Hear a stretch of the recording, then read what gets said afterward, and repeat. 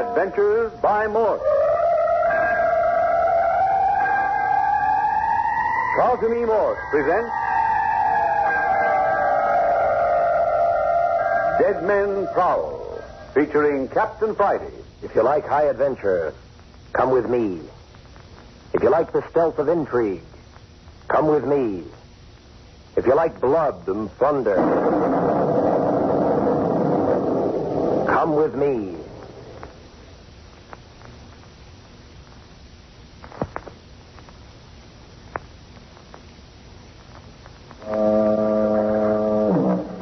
The village of Holman, isolated little beach resort on the Marin County coast, 2 miles from the nearest railway and 5 miles from the only road, has for transportation facilities only commercial tugs and private sailboats, which ply between San Francisco and its one rickety pier at varied intervals. There are perhaps 30 permanent residents in Holman. This late in the season, all the summer residents are gone, and the resort hotel is closed. And to this out-of-the-way nook, Captain Bart Friday has brought Dr. Jamie Croft for a quiet weekend. But it was anything but quiet. Let Captain Friday tell it. First, we found Carmel and Andres Ruiz, cousins, on the beach, frightened by what they called a skeleton parading in a long cloak. Carmel and Andres are niece and nephew of Andrew Walters, one of the 2 rich men of Holman. Next, we found the body of old Doc Sims on the beach. Sims was the village's other rich man. Apparently, he died of natural causes. Doc Sims, among other things, was coroner of Holman, and at his own expense had erected a tiny modern morgue. To date, the morgue had never had a victim. But on carrying Sims to the concrete structure, we discovered on the slab the body of the village half-wit, murdered. But that wasn't all. No, that wasn't all. In fact, it was just the beginning. For on top of everything else, Carmel and Andres found the body of their uncle, Andrew Walters, hanging in his room. 3 deaths in one night, and Holman hadn't had a death for 20 years. And then to add a dash of macabre to the mystery, who should Captain Friday and Dr. Croft see walking in the moonlight ahead of them but one of the bodies they had just locked in the morgue? At the moment, Dr. Croft and Carmel Ruiz are at Captain Friday's cottage. Now, Miss Ruiz, sit down on this little footstool. Right up close to the fire. You must get over a fit of shivering, you know. I'm so cold, Dr. Croft. Maybe I had something hot to drink. That's a splendid idea. Now, you sit here close by the fire with this blanket around you, and I'll rummage about in the kitchen and see if I can't make some coffee. Oh, it's terrible. Terrible. Now, Miss Ruiz. Please, won't you call me Carmel? Miss Ruiz makes me feel so lonesome. You look like a very small infant huddled up in that blanket. I'm 18. Oh, quite. Now then, I'm going to see about that coffee.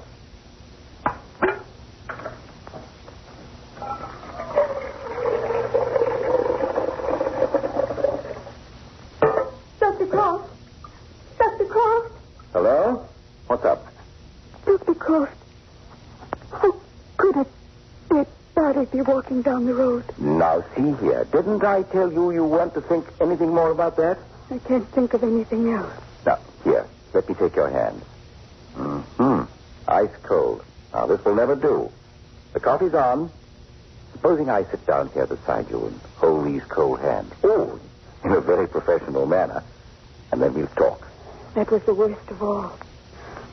Dead man walking around. Everything else was bad enough. The skeleton that followed us on the beach. My uncle hanging. Oh, why doesn't Andres and the captain come back? They'll be here presently. I don't think they should have followed the Dr. Sim. Tell me, Carmel. Tell me something about yourself, your childhood. There isn't very much. Oh, there must be a great many things. Mostly I've been with other girls in the convent. Very little when I went there. Hardly 6. You've been under the care of the convent since you were 6? That was when Mother died. I don't remember Father at all. But you've had some very happy years, it would seem to me. Oh, yes. They were so good to me. But I did want someone of my very own. family, the same as other girls. Quite naturally. And so when Uncle Andrew sent for me, you see, I didn't even know I had an uncle until he sent for me. Queer business. Oh, but I was happy. I came just as quickly as I could. And when I got off the train on this side of the bay, there was Andre. And you discovered that you had not only an uncle, but likewise a cousin, A real family. Then it all started. All these terrible things. Now. See here, you're not going to tremble anymore. See how warm your hands are getting. Oh. Hello? Here comes Captain Friday and your cousin. Hello, Doctor. Here we are. Please, Carmel, is everything all right? You see, it was necessary I go with Captain Friday, or I would not have gone. Did you catch him? I know things. I must have come to the conclusion that we have made mistakes. Make yourself comfortable, Andres. I'm making coffee out in the kitchen. Now, if you'll come along and show me where you keep things, Captain. Yes, good idea. Any luck at all, Captain Friday? No, not much. And nothing about this thing makes sense. It's beginning to give me the jitters. Fancy that. Well, fancy all you like, but that was Doc Sims that went down the road ahead of us. But Doc Sims is dead. We placed his body in the morgue. Yes, I know that. How can you be certain? Did you catch him? No. But we went back to the morgue and had another look. I see. Yeah. I didn't care about that either. My word. Don't tell me that the great detective Captain Friday has nerves. Oh. We went back and had a look in the morgue. Doc Sims' body was gone. But does that necessarily mean that the body got up and walked off? Well, what else does it mean? We saw it leaving. Still, you might consider the theory that someone hid the body and then dressed to look like Sims. But I saw his face. And I know Doc Sims' face when I see it. Well, what do you think? So the coffee's done. And if we get more cups and spoons, we'll give our guests a hot drink and put them to bed. That was a good idea, bringing Carmel and Andres here. Yeah. Well, somehow I've got a notion they're going to play a pretty important part in this thing before it's finished. Ah? You think it isn't finished? Oh, not by a jugful. Rich Hartley's half-wit son shot to death. Andy Walters hanged. Doc Sims starts walking around after dropping dead. I'll say it's not the end. Doc Sims' body is the only one that has moved? Yeah. Oh, by the way, Captain, what about informing Mr. Hartley about his son's death? I've had enough tonight. The morning will do just as well. Grab the coffee pot, Doctor. Let's go back to the front room. Don't you think it would be a good idea to minimize everything before Carmel? Yeah. Yeah, it's too bad about her. Attractive youngster. She's 18. Yeah? She doesn't look it. You can't always tell, Captain. You can't always tell. Coffee served. Come now, Carmel. You have a cup. And then we're going to tuck you into bed and see that you get a good night's rest. Oh, please. I don't think I could sleep. Of course you will. I guarantee it.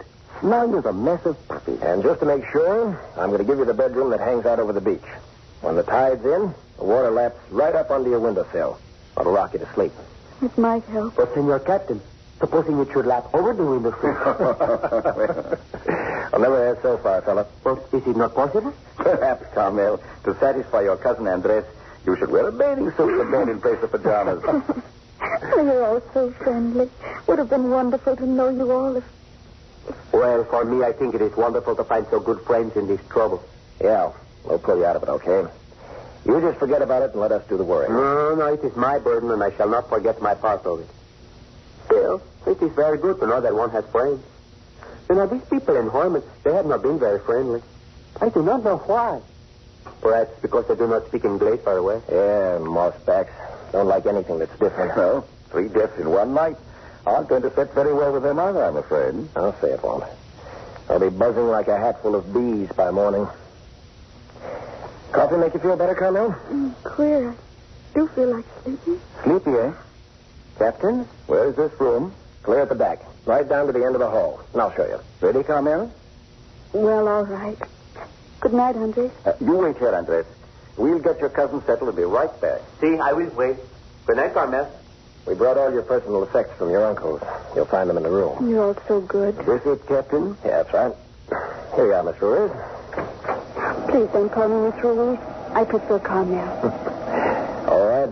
Carmel it is. And I think the room's beautiful. Hey, look. Come into the window. See how close the ocean is? Looks friendly, doesn't it? Hello? What's that? What is it, Captain? Tugboats pulling into the wharf. You can see the searchlight. Is that unusual? Yeah. Never heard of it before. Not at 11 o'clock at night. Oh, probably some citizen of Holman anxious to get back home from San Francisco tonight. No. Holman residents don't go to the city. Perhaps a delivery boat that supplies for the store. This time of night? Oh, well, we're keeping Carmel up. When you're ready, knock on the door and crawl into bed. Then I'll come in and give you something to make you sleep. Don't want you tossing and fretting. Thank you, Dr. Cross. Good night, Carmel. Good night, Captain. Now, Doctor, I have a notion to go down to the wharf. Everything seems to be taking on a sinister hue for you tonight. Yeah. Why shouldn't it? Oh, what is it now? Something else? Nothing at all, Andres. The captain saw a tugboat landing down at the wharf, and he's just wondering about it. There are too many coincidences taking place tonight. Hardly call them coincidences, Captain. I never saw a more unrelated set of circumstances. Oh, of course they're related. Really? Well, I can't see it myself. Now, what relation is there between Doc Sims falling dead on the beach and Andrew Walters hanging himself in his home? The two rich men of Holman dead on the same night. That's enough for me. But what's the relationship between them and the village hospital we found in the morgue shot through the heart? The mere fact that there hasn't been a death in Holman for 20 years, and then suddenly there are 3 deaths. It smells like plenty of trouble. Yes, I suppose it does. But where does this skeleton in the moonlight, seen by Andres here and Carmel, enter the picture? And what has all this to do with Dr. Sims' body wandering about after we've definitely locked him up in the morgue? Not so fast, Doctor. Let's take them one at a time. Dr. Cross. Carmel is calling. All right, you may come in, Dr. Cross. You'll excuse me, please. I just put a drop of sedative in the child's coffee, but I want to give her one more tablet to be certain she sleeps. Okay, go right ahead, Doctor. Andres, tell me something about your uncle. How was he acting before you left the house tonight?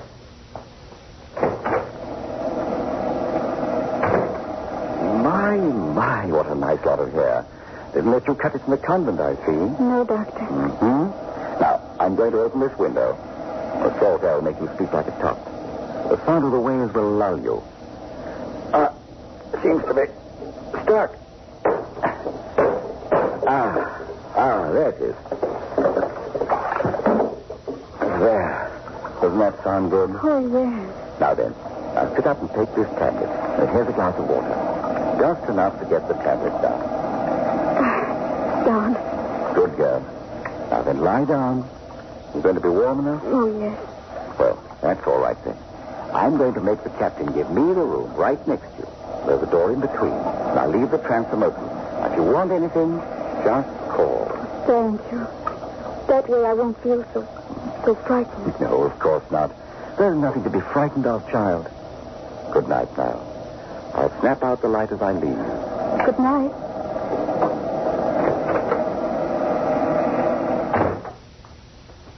Well, that seems to settle that pretty well. I assure you, Captain Friday, it is everything I know about my uncle. Yeah?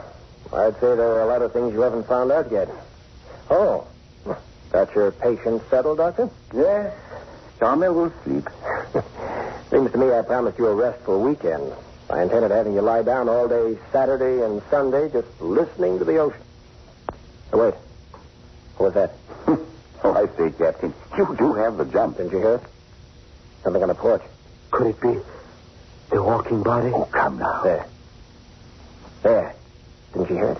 Rather. What do you suppose? Quiet. Well, if it's old Doc Sims' body, it hasn't forgot its manners. Manners? Yes, open the door and let the corpse walk in.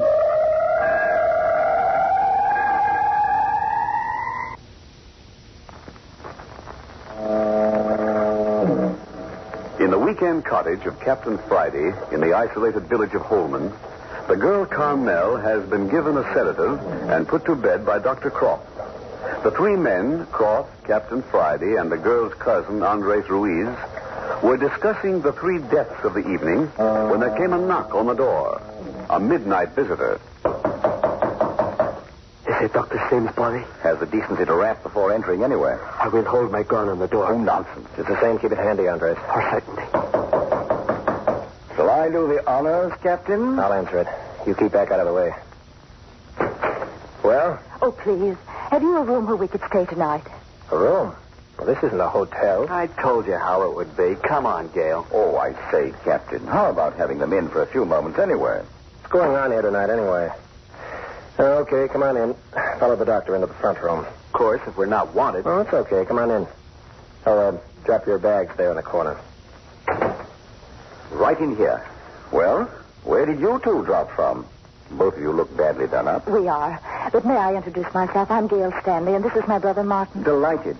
And I am Dr. Jamie Croft, and this is Captain Bob Friday, who's your host. And here is Mr. Andres Ruiz, the guest. How do you do? Where did you two say you came from? From the south. You see, when we heard that our uncle had died here in Holman... What's that? Well, he did die, didn't he? Who? Well, our uncle. Isn't Dr. Sims dead? Well, Dear child, but who sent you word that Dr. Sims was dead? But it was just signed a friend. when did you get it? The messenger boy got me out of bed at 3 o'clock this morning. Said Dr. Sims had died suddenly and we should come immediately. Funny you should get the message this morning when he didn't die until sometime this evening. What? Oh, how horrible. Got the telegram with you? You have, haven't you, Martin? Yes, of course. Just a minute. Yeah, here it is. Yeah, it's authentic, all right. You two came over on that tug we saw a few minutes ago, I suppose. Why, yes. We came just as fast as we could. You see, the message said for us to hurry. Uh-huh. We thought there'd be a hotel or someplace we could stay tonight, but there wasn't a single light in the whole town except in this house. Yes, that's the reason we came here. And quite properly, too. Well, how about it, Captain? You enough bed? I suppose so. There are 2 bedrooms with twin beds and the lounge in Carmel's room. Just a minute. I want to get this straight. Dr. Sims is dead, isn't he? Well, what's wrong? He is, isn't he? Say, Gil, there's something queer here. You don't know the half of it, brother. Well, why don't you tell us? Is he dead or isn't he? Yes. Yes, he's dead, all right. Well, then? Yes, he's dead. But he doesn't seem to know it. What do you mean? Now, see here. I think the best thing to do is for us all to get a good night's rest and then tomorrow thrash this whole business out. But if there's something we should know about... Nothing that won't keep until the morning. Now then, Captain Friday permitting, I'm going to assign sleeping quarters. Go right ahead, Doctor. And I suggest that Miss Stanley take the couch in Carmel's room. Oh, I wouldn't disturb Oh, him. no, you won't disturb anyone. The girl who's a cousin of Mr. Ruiz here is already asleep. Now then, I'll take the next room so that I'll be close by in case Carmel grows restless. Is she ill? No, but she's had a most distressing evening. Andres, supposing you occupy the second bed in my room. With pleasure. That will put you, Mr. Stanley, with Captain Friday in the bedroom on the other side of the hall. If it isn't an imposition. Well, how about it, Captain? As good as any. I'll get extra bedding for the couch. Well, please, if you'll just give me the bedding, I'll make it up. Okay, Miss Stanley. I'll leave everything just outside the door. Please, I too have had a hard day. You would excuse me if I should retire? Run along, Andres. Please, then. Good night. Good night. Second door to the right, you know. Now, how about you, Mr. Stanley? I'm dog-tired, all right, but I would like to know something about this business of my uncle. Please, Mr. Stanley, in the morning. Right. Where's the room I'm to share with Captain Friday? Right down the hallway, son. I'll show you the room. I'll be right back, Mr. Stanley. Night, sir. Queer business all around, all this bother. No bother in the least. Right in here. I think you'll find it comfortable. Thank you. Not at all. Good night. Night. Oh, here you are, Captain. You have Miss Stanley in tow, I see. Oh, we're making so much trouble. Oh, forget it. Wait until you see the sort of hotcakes I turn out for breakfast. Now then, here's plenty of cover. Oh, yes, plenty. Well, I guess that's everything. Will the light bother the other girl? Oh, not in the least. She won't awaken. And good night. If you need anything, just call out. Well, I'm certain I won't. Good night. Oh, it'll be good to get out of these clothes. And slippers. 2 slippers. Oh, dear, another runner. Quaint old-fashioned room. Perfectly darling. Just imagine sleeping on the edge of the ocean. Hello. Who are you? Oh, I've wakened you. I'm sorry. No, I've been awake. Really? I'm afraid you're just being kind. You're a friend of Captain Friday. No, we're total strangers. I'm Gail Stanley. Captain Friday was good enough to put Martin and me up for the night. Martin? Yes, he's my little brother. Little. Well, he's 22. Oh. I'm Carmel Ruiz. You're sleepy, child. I'll turn out the light. Oh, no, you're not finished undressing. Well, I can easily finish in the dark. I'm glad you're here. I mean, sleeping in here with me. But that's awfully generous. Not really. I feel a lot safer now. Safer? Well, what's there to be afraid of? Then you don't know? There, you're getting yourself wide awake. I'm going to turn out the light and crawl in. I need sleep terribly. Honey, I feel awfully drowsy in spite of everything.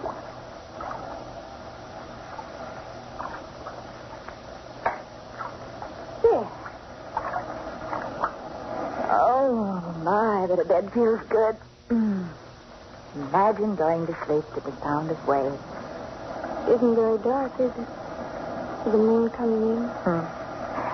It's simply enchanting. But that's strange. What? That shadow. Didn't you see it cross the room? What? Well, no. Queer. I guess it was my imagination. Well, good night. Good night, Dale.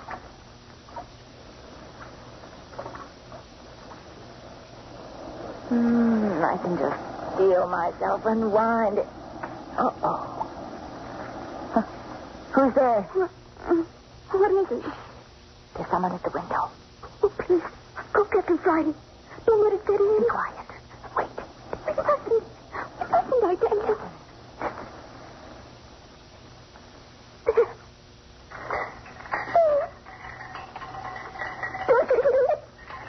Yes, of course. What is it? Sounds like bones rattling. That's what it is. Bones rattling. It's a skeleton. It's after me. It's after me. Skeleton? Oh, that's silly. Probably the wind blowing the shutters. Of course there's some explanation. Oh, no. Carmel, you're just nervous. Look, supposing I come and get in bed with you. Would that help? But you said yourself there was someone. Well, I shouldn't have. It was just that I heard the noise, and I was startled for a minute. Would you come and sleep with me? Of course. That big bed looks absolutely luxurious. I'm still kind of lost in it. So big. Our grandmother slept in beds like this. Oh, marvelous. Old-fashioned feather beds. You don't think it was the skeleton? Say, what in the world are you talking about, Carmel? What skeleton? The one that followed Andres and me on the beach tonight. Why, I never heard of such a thing. I never did either until I came to Holman. But it did. You mean just a bare skeleton? No, it was wearing a cloak. A long black cloak. It had a huge black hat pulled down over its face. But if it was covered, well, how do you know it was... Because the wind blew the cloak back and there it was. And you think it's come here now? That's what I thought. Do these people, I mean Captain Friday and Dr. Cross, know about it? Yes. What did they say? They didn't say anything. But I know they think we were mistaken. Oh, of course you were. Skeletons don't walk around. You're old enough to know that. Listen. It isn't the shutter at all. You can tell it isn't. Well, if it's a skeleton, he's certainly giving himself a good shaking. Miss Penny, get back in bed. What are you going to do? I'm going to see what's outside the window. Please. Please don't go near the window. Please. Nonsense. You mustn't. 3 people have already been murdered and... What did you say? It's true. Please keep away from the window. Did you say 3 persons were murdered? I don't know. But they've died. There it is again. You stay in bed. I'm going to have a look. Please. I'll only be a minute. Come back. Please come back. Oh, no! Oh, no! It's Heidi! Andre! It's dragging her out of the window! It's dragging her out of the window!